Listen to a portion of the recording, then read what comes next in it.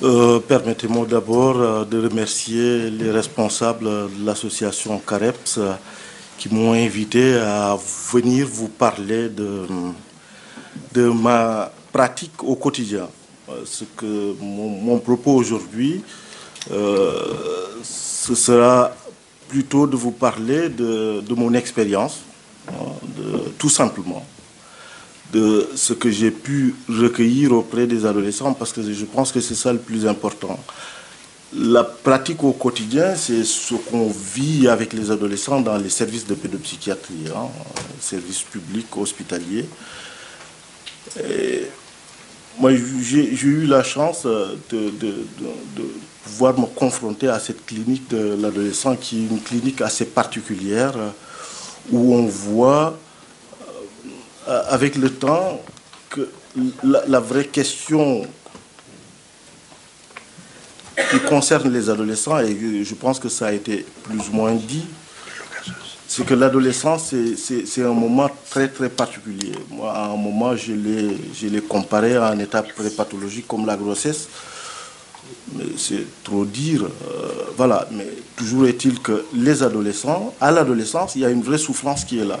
Plus qu'une souffrance, un mal-être, mais au sens équivoque du terme. C'est-à-dire qu'il y a un mal-être absolu. Les adolescents ne savent pas. Et donc, ce qui l'emporte dans ce cas-là, c'est le corps. Car assez souvent, c'est ce que moi je vois dans mes consultations. Ils viennent, la violence, ils le reportent sur eux. C'est qu'assez souvent, ils ont fait des passages à l'acte suicidaire assez graves, souvent. Euh, des scarifications, ça c'est quelque chose qu'on voit et qui était à une certaine époque à la mode, ça ne l'est plus maintenant. Et que d'ailleurs c'est ça qui est un peu marrant, c'est que nous on voit comment les effets de mode se succèdent au fil du temps. Ça fait 15 ans que je pratique à Saint-Quentin, donc j'ai vu passer à une certaine époque la mode des scarifications. On n'en est plus là. Les autres pratiques sont liées à la baleine bleue. Je pense que la plupart des gens qui sont ici sont des professionnels et que voilà, il y a les effets pervers d'Internet. Et voilà, la baleine bleue, c'est des défis que les adolescents se lancent, voilà, et que ça aboutit au suicide. J'en ai eu il y a 15 jours, j'ai reçu une adolescente en urgence, voilà, qui était à son troisième défi, et que le dernier défi, c'était de se prendre. Donc voilà, des violences chez les adolescents, il y en a au quotidien, au collège, à l'école, et que ça a des effets assez compliqués. Souvent, il y a certains ados qui ne veulent plus aller à l'école, qui sont confinés à la maison et souvent considérés comme phobiques et qui ont subi des harcèlements assez graves. Bon, bref, je peux arrêter la liste, n'est pas exhaustive. Euh, Maintenant, moi, ce que je voudrais faire, c'est donner la parole aux adolescents. C'est qu'au fond, ils peuvent dire, de parler de leur subjectivité. Quand je reçois des adolescents et qu'ils acceptent de venir me voir au quotidien, ce que je leur propose, parce que ça aussi c'est quelque chose qu'on constate, une sorte d'impossibilité, puisque on le dit souvent, les troubles qui sont liés à l'adolescence peuvent s'inscrire dans ce qu'on appelle les troubles de l'agir. C'est-à-dire que souvent les adolescents sont dans des passages à l'acte. Il y a un court-circuit qui fait que, voilà, au lieu de parler, ils agissent. Et que, comme s'il y avait une impossibilité à dire. Et d'ailleurs, là, on peut faire le lien entre ce qui est cette propension des adolescents à braver, à transgresser, la transgression de l'interdit. Qu'est-ce qui ne fonctionne pas à ce niveau-là? Qu'est-ce qui est difficile à dire? Voilà, c'est une vraie question pour moi. Maintenant, assez souvent, moi, ce que je fais, je leur permets d'écrire quand ils ne peuvent pas parler. Souvent, justement, quand ils ont fait un passage à l'acte, ils sont passés en réanimation, euh, et que voilà, ils se sont retrouvés soit dans un service de pédiatrie ou même dans un établissement spécialisé, et ils disent quelque chose d'eux-mêmes et puis des ados aussi, hein. Et donc c'est ça que je voudrais partager avec vous ici et puis discuter après de manière beaucoup plus large des adolescents et de ce qui se joue au quotidien, voilà. Et donc je vais vous parler d'une adolescente, ça c'est il y a 10 ans, hein, et que de toute façon c'est sous le sceau de l'anonymat, il n'y a pas de souci. Et c'est une adolescente que j'avais reçue à l'époque parce que ses parents étaient séparés, que c'était très compliqué pour elle et qu'elle subissait d'une certaine façon la violence de sa mère. La violence de sa mère que j'ai reçue et qui me semblait plutôt souffrir d'une pathologie psychiatrique et qui n'était pas traitée à cette époque. D'ailleurs, ça a été la source de la séparation des parents, avec un père qui est rigide et qui a refait sa vie, hein, au bout de quelques années. Et donc, elle est venue me voir et puis elle ne pouvait pas parler après son énième tentative de suicide. Elle est venue me voir et puis je lui ai proposé d'écrire ce qui lui passait par la tête. Et c'est ça que je vais vous lire. Donc, elle dit, hein, j'ai envie d'être dans le coma plusieurs mois pour oublier tout ce que j'ai fait et reprendre ma vie comme c'était avant. Je n'aurai pas tous ces problèmes-là. Je peux vous dire que c'est dur de ne pas penser. Je ne peux pas dire que je veux vivre, mais je me dis pas que je vais mourir. Je suis en train de monter la pente tout doucement. C'est dur. Sur 100 marches, je suis sur la 2e. Chaque semaine que je vais passer et que je n'y penserai pas, ce serait une victoire pour moi. Là, il parle de ces idées noires, des idées suicidaires. Il y a des moments où je pense un peu à ça, et c'est tout. Même quand je vous écris, j'ai toujours un peu de pensée négative, mais pas noire. Je pense à ce que j'ai fait au mois de juin, juillet, septembre, octobre et novembre. Je pense que ça s'arrêtera là. Je me dis que c'était grave, et pour d'autres, je me dis qu'elles étaient nulles, car elles n'étaient pas graves, mais le geste était là. Pour ne pas faire de bêtises, j'arrête de manger, je me punis de ce que j'ai fait, je préfère ça que faire autre chose. Moi, je veux qu'on me donne un traitement pour me sentir naze. Ça m'aidera à aller mieux, je ne vais pas en abuser. Une autre adolescente qui a été reçue par des collègues à l'époque et qui parlait de son hospitalisation dans un service spécialisé après un court séjour en réanimation. Et donc moi je l'ai intitulé Chronique d'une hospitalisation, mais moi je pense que ça reflète aussi aussi les réponses, c'est un peu ce qu'on disait tout à l'heure sur les réponses à apporter par rapport à ces jeunes qui peuvent être en errance et qui peuvent donner l'impression d'être dans une sorte de toute puissance, mais qui sont dans une souffrance absolue, même s'ils manifestent par des passages à l'acte comme ça, d'où on ne peut pas toujours en avoir une lecture suicidaire, que ces adolescents veulent se suicider. C'est pas ça. Que je pense que c'est un véritable appel au secours. Et donc elle dit, après mon hospitalisation en réanimation, j'ai été transféré dans un établissement spécialisé pour adolescents. Un médecin avait expliqué à ma grand-mère et à ma tante que cet établissement comprenait des chevaux et une piscine. En fait, c'était bien au-delà de la réalité. Pendant mon transfert, je me posais des questions, je repensais à ce que ma grand-mère et ma tante m'avaient dit, et je ne savais pas vraiment ce qu'était cet hôpital avec ce que l'on m'avait dit. Je pensais plutôt à une colonie de vacances où j'allais être avec d'autres ados. Dans cette épreuve, mon papa m'avait accompagné. Il était aussi inquiet que moi. S'il ne disait pas, ces traits de son visage l'exprimaient. Pendant le trajet, je m'étais endormi, encore imprégné de médicaments.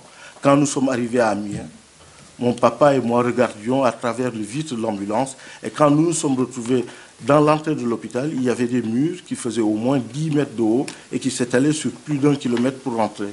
Il y avait une barrière rouge, comme dans les péages. L'ambulance nous a menés dans le pavillon et quand on est descendu de voiture, tout ce que l'on a trouvé, c'était de l'herbe et du béton. On a donc parlé aux ambulanciers, on leur a demandé s'il y avait bien une piscine et des chevaux. Ils nous ont dit qu'il n'y en avait pas. Pour rentrer dans le service, il fallait sonner. Ensuite, quand ils nous ont laissé entrer, on s'est retrouvés entre deux portes, comme dans un HLM, lourdes et épaisses. À peine rentrés, que déjà d'autres adolescents accouraient devant la deuxième porte où on accédait au couloir. Après avoir franchi la deuxième porte, on nous avait dit de rester dans une sorte de salle avec 8 chaises et 2 tables basses, des grandes vitres qui donnaient vue avec de grands murs. Il fallait qu'on attende le psychiatre. Quand il est arrivé, il a parlé à mon père. Après une longue discussion, il est ressorti, il est resté encore avec moi dans cette salle. Pendant ces 3 quarts d'heure, des adolescents sont venus autour de nous, un par un. Ils restaient et partaient aussitôt, à chaque visite de chacun d'entre eux. Ils me faisaient peur. Ils ne me parlaient pas, ils se comportaient bizarrement, s'agitaient avec leurs mains et se tenaient tordus. Ils portaient une couche, ils criaient fort. Et s'ils ne criaient pas, ils gémissaient sans arrêt. Une infirmière est venue et a dit à mon père de partir, qu'il était l'heure. Et là, je me suis mise à pleurer et je lui ai dit que je ne voulais pas rester et que j'allais repartir avec lui. L'infirmière qui était à côté de nous a préféré faire passer mon père par un autre accès. On s'est dit au revoir et je suis resté. Je me suis alors retrouvé seul en pleurant parmi ces adolescents bizarres. L'infirmière m'a prise et on est allé dans une petite pièce avec des canapés bleus. Là, je ne sais plus vraiment de quoi on a parlé. Je ne sais plus vraiment de quoi on a parlé, mais elle m'a dit sans doute pourquoi j'étais ici. 10 minutes plus tard, il était l'heure de manger, l'heure où il fallait que je sois avec eux autour d'une table. Je ne voulais pas y aller et surtout pas les voir. L'aide-soignante m'a dit que j'étais obligé, c'était le règlement. Alors j'y suis allé dans le couloir, il y avait une fille. Quand je suis passé à côté d'elle, elle m'a demandé comment je m'appelais. Elle m'a regardé et a ajouté « T'es en manque. Si tu veux, je peux te donner un joint. » Et juin, c'est écrit, hein, dans la lettre, juin est écrit comme le mois de juin. J'en ai dans ma poche, c'est mon frère qui m'en apporte. Là, je lui ai dit non, que je ne fumais pas. Elle m'avait sans doute demandé ça parce que j'avais les yeux rouges, comme j'avais pleuré, et comme je venais de sortir d'une hospitalisation, j'étais fatigué. Quand nous sommes tous assis autour de la table, je pleurais encore et je regardais les autres. Il y en avait 2 qui avaient de grands bavoirs qui descendaient jusqu'à leurs hanches. Ils tenaient leur fourchette comme un enfant d'1 an et demi et faisaient des bruits en mangeant. Ils bavaient, ils étaient barbouillés de nourriture autour de leur bouche et sur leurs mains. Voilà le report. Une fille m'avait demandé de quelle nationalité j'étais. Ce soir-là, je n'avais pas mangé. 20h15, l'heure de monter en haut, je récupérais mes affaires juste avant les infirmières avaient fait l'inventaire et elles avaient pris les objets qui paraissaient dangereux pour eux. Coupe-ongles, ciseaux, rasoirs, portables, chargeurs et limes. À chaque fois qu'on changeait de pièce, ils fermaient la porte à clé, double tour. Même les toilettes étaient fermées. Ils avaient un trousseau de clés. Une fois arrivé en haut, il me fait voir la chambre, une chambre toute bleue, une couverture à carreaux, les murs bleus, l'armoire bleue, et là, comme un bleu, même la salle de bain qui se trouvait dans la chambre était bleue. Les murs et le carrelage étaient bleus, il y avait un lavabo, les toilettes et la douche un peu bizarre. Il n'y avait pas de tuyau, le jet était incrusté dans le mur ainsi que les boutons pour régler la température. Le lit fixé au sol, j'ai mis mon sac sur la commode, je n'ai rien rangé, prêt à partir. L'infirmière a dit que je pouvais mettre des posters, c'est ma chambre. Dans la chambre, il y avait un grand radiateur de longs murs à peu près de 1,90 m et 1 m de largeur. Il y avait des barreaux à la fenêtre et même dans le couloir, pour toutes les fenêtres qu'il y avait dans l'établissement, on pouvait regarder la télé jusqu'à 10h30, mais c'était collectif.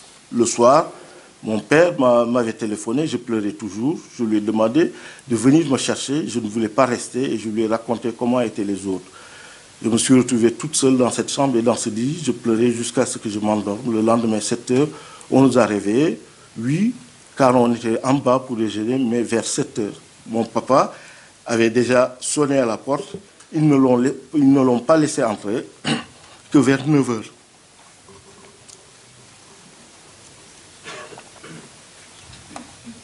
Il a signé un contre-avis médical et à 10 heures, je sortais. Quand je l'ai vu dans le couloir, j'ai eu un grand soulagement.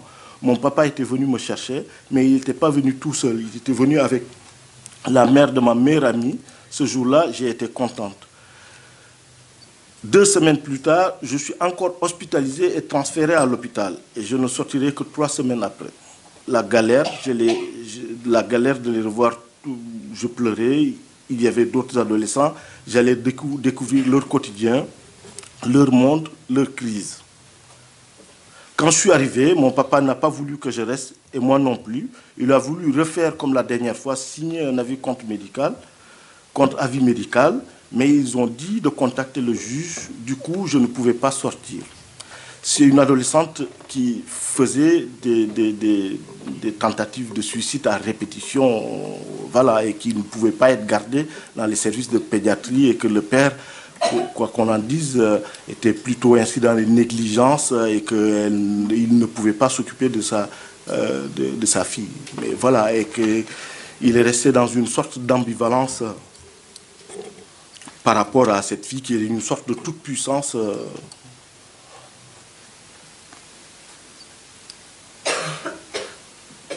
Donc, je me suis réfugié alors auprès des infirmiers. Je restais tout le temps avec elle. Il y avait souvent des crises. J'en avais 2. Et après, les autres prenaient exemple sur eux. Ils se mettaient à crier, à se taper la tête contre le mur et faisaient des trous. D'ailleurs, il y en avait partout. Il était grand. À chaque fois, ils faisaient reboucher. Ils saignaient de leur front. Ils se déshabillaient, s'arrachaient les cheveux, criaient, criaient, criaient et criaient. Après, il y avait plus de 100 personnes sur lui. Ils essayaient de le neutraliser, puis ils se débattaient et ils criaient de plus en plus fort. Ils ont appelé les renforts. Là, ils parlent d'un adolescent hospitalisé en même temps qu'elle et qui a fait une crise d'agitation extrême dans le service. Ils ont appelé les renforts, il a traîné à terre jusque dans la chambre d'isolement. Nous, on pouvait tout voir de ce qui se passait. Ils l'ont attaché au lit, les pieds et les mains avec de grosses sangles, et il continuait toujours de crier. Puis ils sont arrivés, ils lui ont fait une piqûre, et là, plus de bruit, le silence total. À chaque fois, il faisait des crises, les infirmières venaient me chercher pour m'amener ailleurs. Il y avait un ado qui se mettait en 4 sur la chaise et il se berçait autrement.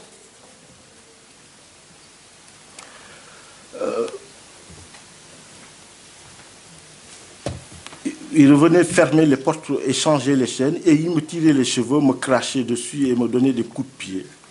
Moi, je ne disais rien, je préférais ne pas regarder. Une fille est partie en chambre d'isolement après avoir répondu à tous ces coups. Je ne faisais rien, mais j'allais le dire. Pourquoi je vous ai parlé de ces 2 cas? C'est pour dire toute la difficulté qu'il y a quand des adolescents passent à l'acte, la façon dont on peut les aider à sortir de cette souffrance qui est là, qui est sans commune mesure, et que souvent aussi, la réponse de la société n'est pas toujours adéquate, ou peut-être que les adolescents sont un peu en avance sur ce qu'ils mettent en place au quotidien. Je m'explique, on voit bien que chaque fois qu'il y a l'émergence de nouveaux jouets comme les Snapchat, Instagram, que les adolescents prisent, on voit bien les effets pervers que ça a, et qu'on voit qu'il y a quelque chose qui est d'un débridement total et qui n'est absolument pas maîtrisé et qui génère beaucoup de violence. Et donc on voit les parents complètement démunis et qui viennent souvent en consultation pour chercher à savoir comment est-ce qu'ils peuvent faire avec ça. Et que c'est quelque chose de très compliqué. Maintenant, après, on posait la question tout à l'heure de la question de, je ne sais pas comment je vais le dire, la question de quelle est la réponse de l'État ou de la société, du lien social. Pour ma part, je pense qu'il est important que quelque chose soit ritualisé. Ce qui manque, en règle générale, c'est tout ce ritualisme qu'on peut retrouver à l'école ou dans la société au quotidien. Là aussi, je peux donner l'exemple d'un adolescent que j'ai suivi pendant très longtemps, d'ailleurs 10 ans, qui se structurait plutôt sur des modalités psychopathiques et qui finalement, après une bagarre avec la police, mais une bagarre assez grave où il a blessé des policiers, il est passé, le juge a décidé de le mettre en centre fermé. Et là-bas, ça a été très compliqué et que finalement, l'EPID s'est occupé de ce gamin et que là, il a pu trouver sa voie. Et que la question des rituels, de la tenue, les militaires qui étaient là, ça lui a parlé. Et ça, il me l'a dit. Et à partir de là, il a changé complètement la perspective pour lui. Et qu'il a pu faire son permis de conduire poids lourd. Et il a pu être chauffeur livreur. Là où il avait toutes les chances d'être un futur grand délinquant. Voilà. Donc moi, je vais m'arrêter là. Et puis, je suis plutôt ouvert à des échanges, si vous le voulez bien. Voilà.